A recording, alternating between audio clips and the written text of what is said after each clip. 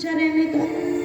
बोले प्रभु जब वाल्मीकि जी के आश्रम पर आए और इस आश्रम को देखा तो भगवान मोहित हो गए।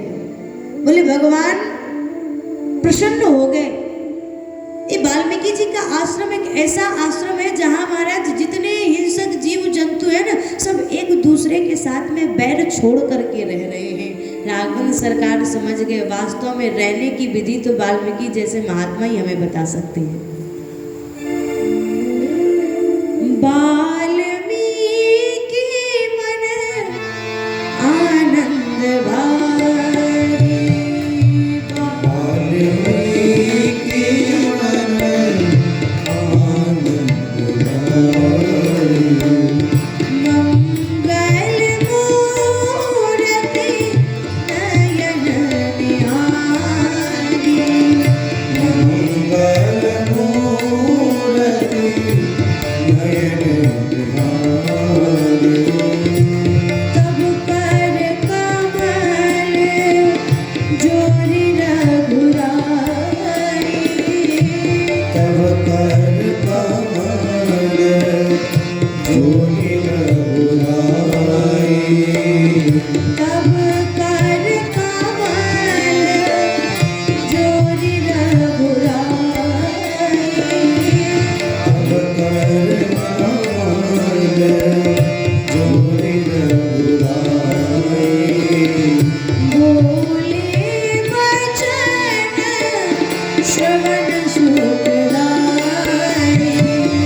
बोले वचन श्रवण सुखदाई।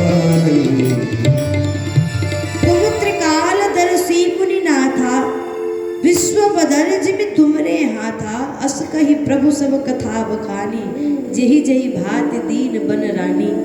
वाल्मीकि जी ने कहा मैं खुद जानता हूँ राम जी कि आप वन में क्यों आए हैं। राघवेंद्र सरकार ने कहा मैं आपको बताऊं, तात बचन पुनि मात हित, भाई भरत रसरा। किसी ने कहा राम जी वन में चले गए तो अनर्थ हो गया। राम जी के दृष्टि में ऐसा नहीं है। राम जी कहते हैं ना मुझे वन मिला ये मेरा सौभाग्य है, और बोले ये केवल सौभाग्य नहीं मेरा परम सौभाग्य है कि मुझे वन मिला। क्यों? बोले मेरे वन आने से न जाने कितनों का लाभ हुआ, मेरे वन आने से न जाने कितनों का लाभ हुआ। मेरे पिताजी का वचन निभ गया, मेरी मैया का बोले प्रण रह गया, और मेरे भैया भरत को राज्य मिलेगा। तात बचन पुनि मात हित, भाई भरत रसराज, मोकह दर्श तुम्हार प्रभु, सब मम पुण्य प्रभा। भरत जी कहते हैं कि मेरे राम जी को वन तो मेरे पाप के कारण मिला, और राघवेंद्र सरकार कहते हैं मुझे वन तो मेरे पुण्य के कारण मिला। क्योंकि संतों का दर्शन बोले पुण्य का फल है। मोह कह दरस तुम्हारे प्रभु सब मम पुण्य प्रभाव। बोले चित्रकूट की सभा में राम जी ने भरत जी से एक बात कहा। जब भरत जी ने कहा ना कि प्रभु आप मेरे पाप के कारण वन में आए हैं, मेरे जैसे पापी के कारण आप वन में आए हैं। राम जी ने हाथ जोड़ लिया, भरत मैं तो कहता था कि मेरे पुण्य के कारण मैं वन में आया हूँ, और मुझे मुनियों का दर्शन हो रहा है, संतों का दर्शन हो रहा है, और तुम कहते हो कि मेरे पाप के कारण प्रभु आप वन में आए हैं। तो एक बात मैं निवेदन करूं भरत, अरे तुम्हारा पाप जो है ना, बोले जो काम मेरे पुण्य ने किया वही काम तुम्हारे पाप ने कर दिया। तो भरत मेरे पुण्य से भी ऊंचा तुम्हारा पाप है। बोले भरत जब तुम्हारा पाप मुझे संतों से मिला सकता है, अगर तुम कहते हो कि तुम्हारे पाप के कारण मैं वन में आया हूँ, तो चलो मैंने मान लिया। जब तुम्हारा पाप मुझे संतों का दर्शन करा सकता है, तो भरत तुम्हारा पुण्य मुझे कहाँ तक लेकर के जाएगा। मेरे पुण्य में भी वो क्षमता नहीं जो तुम्हारे पाप की बराबरी कर सके। मोह कह दरस तुम्हारे प्रभु सब मम पुण्य प्रभाव। आप जैसे संतों का दर्शन ये तो पुण्य का प्रभाव है। इसलिए मेरी मैया ने मुझे 14 वर्ष का वन नहीं मानो एक सुंदर वरदान दिया है कि जाओ बेटा 14 वर्ष वन में रह करके संतों का आशीर्वाद लो। तो महाराज अब कृपा करके बताइए कि मुझे कहाँ जा कर के रहना चाहिए, मेरे लिए कौन सा स्थान सुंदर होगा। वाल्मीकि जी ने कहा प्रभु एक बात मैं पूछना चाहता हूँ, कृपा करके मुझे बताइए कि आप कहाँ नहीं हैं। राम जी ने जब कहा ना कि मैं कहाँ जाके रहूं, तो वाल्मीकि जी कहते आप मुझे बताइए मैं कहाँ, आप कहाँ नहीं हैं। राम स्वरूप तुम्हारा बचन अगोचर बोधि पर, अभिगत अभिगत अकथ अपार, नीति नीति नित निगम का। हे राम, एक बात मैं तुम्हें बता दूं, तुम्हारा स्वरूप जो है ना ये बोले बुद्धि से परे है, तुम्हारा स्वरूप बोले ये वचन से परे है, ये वाणी से परे है। मैं तो ये कहना चाहता हूँ कि राम तुम ब्रह्म हो, और ब्रह्म जो है ना ये बोले इंद्रियों का विषय नहीं है, ब्रह्म बोले इंद्रियों से परे है। ब्रह्म इंद्रियों से परे है, हमारी वाणी उस ब्रह्म तक पहुंच ही नहीं सकती है। हाँ ये अलग बात है कि वो ब्रह्म कृपा करके हमारी वाणी तक पहुंच जाता है, वो अलग विषय है। एक बार एक फकीर ने एक बालक को रोते बिलखते देखा, रो रहा था। महाराज दिवाली का उत्सव, सबके घर में दिए जल रहे थे, सब पटाखे फोड़ रहे थे, सब मिठाइयाँ खा रहे थे, लेकिन वो छोटा सा बालक महाराज उसके कपड़े फटे थे, वो बैठ करके रो रहा था। न उसके हाथ में दीपक, न हाथ में पटाखे। और महाराज त्योहार के दिन कौन पुराने फटे कपड़े पहनता है, कपड़े भी फटे। फकीर ने देखा और देख करके महाराज कहा बेटा तुम उदास मत हो, मैं अभी तुम्हें नए कपड़े दिला देता हूँ, तुम नए कपड़े पहन लो, तुम खुद सुखी हो जाओगे, तुम प्रसन्न हो जाओगे। उस बालक ने महात्मा जी को एक प्याला उठा करके दिया, उस फकीर को प्याला उठा करके दिया। बोले महाराज एक बात मैंने निवेदन करूँ, बोले कहो ना। महाराज इस प्याले में आप मुझे सागर भर के दिखा दो, इस प्याले में आप मुझे सागर भर के दिखा दो। महाराज उस फकीर की आंखें खुली की खुली रह गई, स्तब्ध रह गया वो फकीर। क्या कहा इस बालक ने? कहने का मतलब ये है कि प्याले में कभी सागर नहीं भरा जा सकता है। इसलिए महाराज जो बचपन से ही गरीब है, जो बचपन से ही दुखी है, उसका दुख आप क्या मिटा पाओगे? जो ब्रह्म वाणी का विषय है ही नहीं, उसको हम वाणी में लेकर के कैसे आए? तो राम तुम्हारा स्वरूप बोले वाणी से परे है, तुम वाणी से परे हो। ऐसा कौन सा स्थान है जहाँ पर तुम नहीं हो? तुम तो हर जगह निवास करते हो।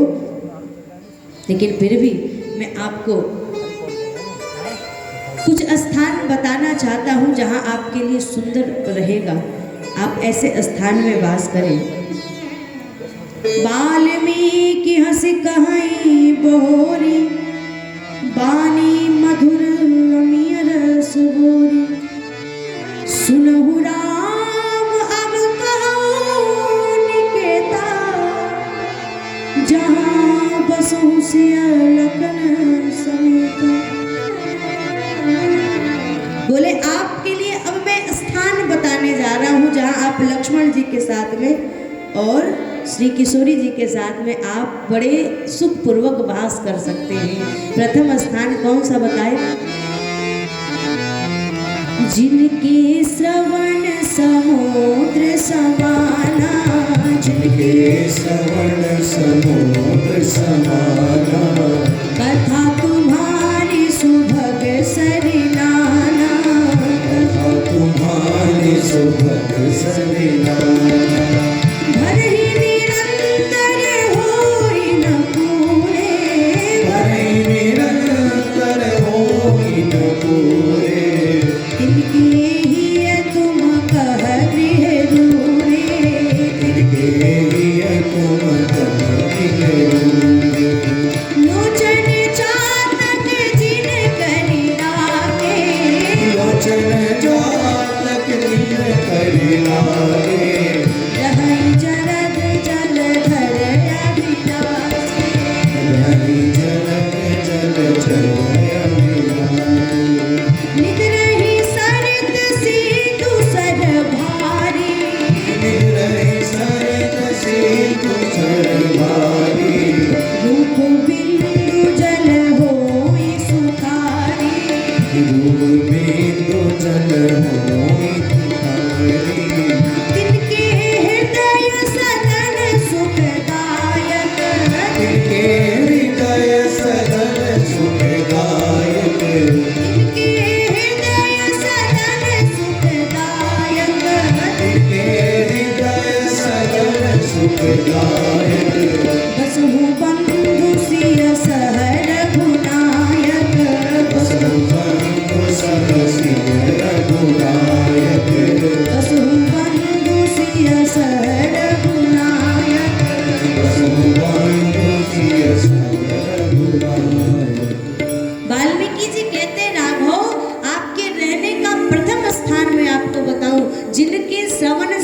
समाना, कथा तुम्हारी सुबह सरी नाना। बोले जिसने आपकी कथा को श्रवण करने के लिए अपने कान को समुद्र बना रखा हो, प्रभु आप ऐसे व्यक्ति के हृदय में वास करो जो नित्य प्रति आपकी कथा को श्रवण करे। जिस प्रकार से नदियां जाकर समुद्र में मिलती है, समुद्र नदियों का स्वागत करता है, आवाहन करता है, कभी समुद्र ये नहीं कहता कि मैं भर गया अब मेरे पास मत आओ। ऐसे ही प्रभु जिसने अपने कान को आपकी कथा सुनने के लिए समुद्र बना लिया हो ना, जो नित्य आपकी कथा का रस स्वादन करे, आप ऐसे व्यक्ति के हृदय में वास करिए। क्योंकि एक बात मैं निवेदन करूं, इस कलिकाल में अगर जीव को अमृतत्व प्रदान करने की क्षमता अगर किसी चीज में है तो वो है केवल और केवल भगवान की कथा में। महाराज, भगवान की कथा हमें अमर बनाती है। शरीर तो आया है तो एक न एक दिन इसे जाना ही है, लेकिन बोले भगवान की कथा श्रवण करने के बाद व्यक्ति अपने मन से अमर हो जाता है, व्यक्ति मन से सुखी हो जाता है। और गोपियों ने क्या कहा, बोले विरह वेदना में गोपियां जब भगवान श्री कृष्ण को पुकारती हैं, और जब उन्होंने गोपी गीत का गान किया तो क्या कहा गोपियों ने, प्रभु हमारे प्राण तो कब के निकल जाते, लेकिन पता है ये प्राण अब तक बचे हैं, इसके पीछे कारणनाथ एक ही है। गोपियों ने क्या कहा, श्रवण मंगलम श्रीमदादतम भुवि गृह्णन्ति ते भूरिदा जना। क्या कहा गोपियों ने, बोले तव कथामृतम तप्त जीवनम कवि विरीडितम कल्मषापो। हे प्रभु आपकी कथा रूपी अमृत ने हमारे प्राणों की रक्षा करी है, इसलिए हे नाथ हम तो कब के आपके विरह में मर गए होते, पर आपकी कथा रूपी अमृत ने हमें बचा लिया है। कहने का मतलब ये है कि भगवान की कथा को सुनने के लिए जिसने अपने कान को समुद्र बना रखा हो, प्रभु आप ऐसे व्यक्ति के हृदय में वास करो।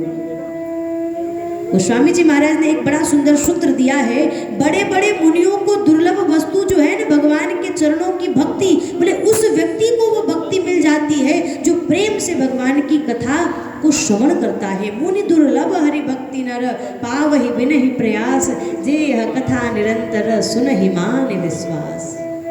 उसे भगवान के चरणों की भक्ति मिलती है। तो प्रथम स्थान बोले कथा श्रवण करने वाले व्यक्ति के हृदय में प्रभु आप वास करो। यहाँ पर जितने लोग बैठ करके भगवान की दिव्य कथा को श्रवण कर रहे हैं, बोले कहीं ना कहीं ठाकुर जी आप सबके हृदय में विराजमान है, तभी आप कथा में विराजमान है। कथा में जब बैठिए ना, संतों ने कहा अपने शरीर के प्रत्येक इंद्रियों का कनेक्शन भगवान की कथा से जोड़ करके बैठिए। गोकर्ण जी जब कथा को श्रवण करते थे तो बोले अपने शरीर के प्रत्येक इंद्रियों का कनेक्शन भगवान की कथा से जोड़ लेते थे। कान का कनेक्शन भी कथा से, आंख का कनेक्शन भी कथा से, महाराज हाथों का कनेक्शन भी कथा से, अर्थात कहें तो सर्वांग कनेक्शन भगवान की कथा से जोड़ करके भगवान की कथा को श्रवण करो। कान रूपी दोने में भर भर के भगवान की कथा रूपी अमृत का पान करो। वाल्मीकि जी महाराज कहते, राघव भर ही निरंतर होई न पूरे, तिनके ही तुम कह क्रेरूरे, लोचन चातक जिन करी राखे, रहाई दरस जलधर अभिलाषे। जिसने आपके स्वरूप के दर्शन के लिए, आपके दर्शन के लिए अपने नेत्र को जिसने चातक बना रखा है, प्रभु आप ऐसे व्यक्ति के हृदय में वास करिए। प्रभु श्री वाल्मीकि जी महाराज बता रहे हैं, प्रभु प्रसाद सुचि सुभग सुभाषा, सादर जासु लहई नितनासा। प्रभु जो सदैव आपको अर्पण करके प्रसाद को ग्रहण करे, तुम ही निवेदित भोजन करही, प्रभु प्रसाद पट भूषण धरही। महात्मा जो होते हैं ना, वो कुछ भी खाने से पहले ठाकुर जी को भोग लगाते हैं। कुछ भी पहनने से पहले महाराज एक छोटा सा वस्त्र भी लेकर के आएंगे ना, तो पहले ठाकुर जी को अर्पण करके ही ग्रहण करते हैं। वाल्मीकि जी कहते हैं, प्रभु जो आपको निवेदित करके, आपको भोग लगा करके भोजन ग्रहण करे, आप ऐसे व्यक्ति के हृदय में वास करिए। जो आपको अर्पित करके वस्त्र और आभूषण धारण करे, आप उसके हृदय में वास करिए। शीस नवहि सुर गुरु द्विज देखी, प्रीति सहित करी विनय विषय की। प्रभु जिसके मस्तक गुरु और प्रभु के चरण में झुके, जिसके मस्तक संतों के चरण में झुके, प्रभु आप ऐसे व्यक्ति के हृदय में वास करिए। करनीत करहि राम पद पूजा, राम भरोस हृदय नहीं दूजा। चरण राम तीरथ चली जाए, राम बसहु तिनके मन माई। प्रभु जो नित्य अपने हाथ से आपकी सेवा करता हो, आप ऐसे भक्त के हृदय में वास करिए। और जिसके चरण प्रभु आपके तीर्थ में चल करके जाए, बोले जो आपके तीर्थ में जा कर के वास करे, प्रभु आप ऐसे व्यक्ति के हृदय में वास करिए। मंत्र राज नित जपहि तुम्हारा, मंत्र राज जपहि तुम्हारा। पूजहि तुम्हि सहित परिवार, पूजहि तुम्हि सहित परिवार। प्रभु जो नित्य आपके मंत्र राज का जप करे, बोले गुरु जी के द्वारा दिए हुए मंत्र का जो नित्य जाप करता हो, आप ऐसे व्यक्ति के हृदय में वास करिए। ये बहुत सुंदर सुंदर स्थान वाल्मीकि जी भगवान को बता रहे हैं। गुरुदेव जो मंत्र दे, बोले उस मंत्र का हमें जप करना चाहिए, क्योंकि मंत्र महामनि विषय व्याल के, मेटत कठिन कुअंक भाल के। इसलिए मंत्र का जो जप करे।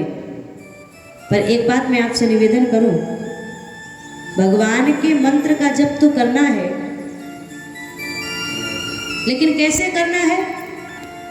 बोले मन में दृढ़ विश्वास पूर्वक, मन में भरोसा करके, और भगवान के मंत्र का जप करना है। बोले जो नित्य होम करता हो, आप ऐसे व्यक्ति के हृदय में वास करिए। तर्पण होम करहि विधि नाना। एक बात मैं निवेदन करूं, होम का मतलब, हवन का मतलब अग्नि कुंड में तो हवन डालना है ही, लेकिन हवन का मतलब बोले एक और होता है। क्या है वो अर्थ? बोले आप अग्नि कुंड में आहुति डालिए, ये बहुत अच्छी बात है, लेकिन हो सके तो किसी भूखे व्यक्ति के पेट में भी भोजन का आहुति जरूर डालिए। अगर ठाकुर जी ने आपको योग्य बनाया है, उस लायक बनाया है, तो कृपा करके कम से कम एक दिन आप एक व्यक्ति के भोजन की व्यवस्था जरूर करिए। कहीं किसी आश्रम में संतों की सेवा होती हो, वहाँ अपने तरफ से ये जिम्मेदारी ले लीजिए। बोले 10 संत हैं, बोले रोज की सेवा मेरे तरफ से रहेगी। अगर 10 की व्यवस्था आप नहीं कर सकते, तो 1-2 संत की व्यवस्था आप रोज का कर दीजिए। आप रोज भोजन ग्रहण करते, खुद तो प्रसाद पाते, लेकिन एक दिन बोले किसी संत और ब्राह्मण की व्यवस्था भी एक दिन का आप कर दीजिए। तुमते अधिक गुरु ही जिए जानी, सकल भाव से वही सन्मानी। गोस्वामी जी महाराज वर्णन कर रहे हैं, वाल्मीकि जी कहते हैं, राघव जो आपसे भी अधिक अपने गुरु जी का सम्मान करे, जो आपसे भी अधिक अपने गुरु जी की सेवा करे और गुरु को ब्रह्म मानकर गुरु की पूजा करे, आप ऐसे व्यक्ति के हृदय में वास करिए। बोले काम को मद मान न मोहा, लोभ न क्षोभ न राग न द्रोहा। जिसके हृदय में काम नहीं हो, क्रोध नहीं हो, लोभ नहीं हो, बोले आप ऐसे व्यक्ति के हृदय में वास करिए। जिनके कपट दंभ नहीं माया, जिनके हृदय बसहु रघुराया। जिनके हृदय में कपट नहीं है, दंभ नहीं है, बोले छल नहीं है, आप ऐसे व्यक्ति के हृदय में प्रभु सदैव वास करिए। सबके प्रिय सबके हितकारी, दुख सुख सरिस प्रशंसा गारी। बोले जो सबको प्रिय हो, अर्थात बोले जो सबको अपना प्रिय माने, जो सबको अपना हितकारी माने, बोले जो दुख में भी प्रसन्न रहे और सुख में बहुत ज़्यादा उतावला ना हो, ऐसे व्यक्ति के हृदय में प्रभु आप वास करिए। और एक बात और निवेदन करूँ आपसे, तुम ही छाड़ी गति दूसर नाही, राम बसहु तिनके मन माही। प्रभु आपको छोड़ करके जो कहीं और जाए ही नहीं, ऐसे व्यक्ति के हृदय में तो प्रभु आप जल्दी जाकर के वास करना। इस प्रकार से वाल्मीकि जी महाराज ने 14 स्थान बताए। जिन्हें राम तुम प्राण प्यारे, तिनके मन शुभ सदन तुम्हारे। प्रभु, जिनको आप प्राणों से भी अधिक प्रिय लगते हो, आप ऐसे व्यक्ति के हृदय में वास करिए। प्रभु, जो आपसे प्रेम करे, कैसे? बोले जैसे चातक जो होता है ना, स्वाति नक्षत्र के बूंद से प्रेम करता है। कहते हैं चातक स्वाति नक्षत्र के बूंद का इतना अनन्य प्रेमी होता है। बोले एक बार तो एक चातक को बाण लगा, गिरने लगा। गिरते गिरते वो चातक बोले गंगा जी में ऐसा लगा कि गिर जाएगा, लेकिन उस चातक ने क्या किया? बोले जब गंगा जी में गिरने लगा ना, तो चातक ने बोले अपने चोंच को ऊपर उठा लिया। बध्यो बधिक जिमि पुण्यजन उल्टी उठाई चोंच। बोले उसने अपने चोंच को ऊपर उठा लिया, कहीं मरते मरते मेरे मुख में गंगा का जल न चला जाए। अरे लोग गंगा जल पान करने के लिए ललायित रहते। गंगे तो दर्शनार्थ मुक्ति, जिस गंगा के दर्शन मात्र से मुक्ति की प्राप्ति हो जाती है, ऐसे गंगा के तट पे मरना तो सौभाग्य होगा, ऐसे गंगा में अंतिम संस्कार तो सौभाग्य होगा। लेकिन वो चातक बोले जब गंगा में गिरने लगा ना, तो चोंच को ऊपर उठा लिया। बोले मरते समय भी वो ये कहता है कि मेरे मुख में गंगा जल नहीं जाना चाहिए, मैं तो स्वाति नक्षत्र का बूंद ही पीऊंगा। इतना प्रेम उस चातक को स्वाति नक्षत्र के बूंद से है। बोले ऐसा प्रेम ठाकुर जी जो आपसे करे ना, बिल्कुल अनन्य बनकर, एक निष्ठ बनकर, आप ऐसे व्यक्ति के हृदय में वास करिए। एक बार तो एक चातक चलते चलते श्रमित हो गया, थक गया महाराज। एक माली ने कहा आओ आकर के इस बाग में विश्राम कर लो। माली से उस चातक ने पूछा, ये बताओ कि ये जो बाग में वृक्ष है, क्या ये स्वाति नक्षत्र के जल से सींचे हुए हैं?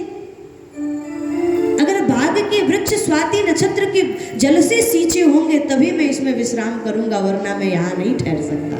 ये है चातक की निष्ठा, स्वाति नक्षत्र के बूंद से। वाल्मीकि जी कहते प्रभु ऐसा कोई आपका प्रेमी अगर दिखाई पड़े ना, तो ऐसे व्यक्ति के हृदय में आप वास करिए। और बहुत सुंदर से वाल्मीकि जी महाराज राघवेंद्र सरकार से कह रहे हैं, प्रभु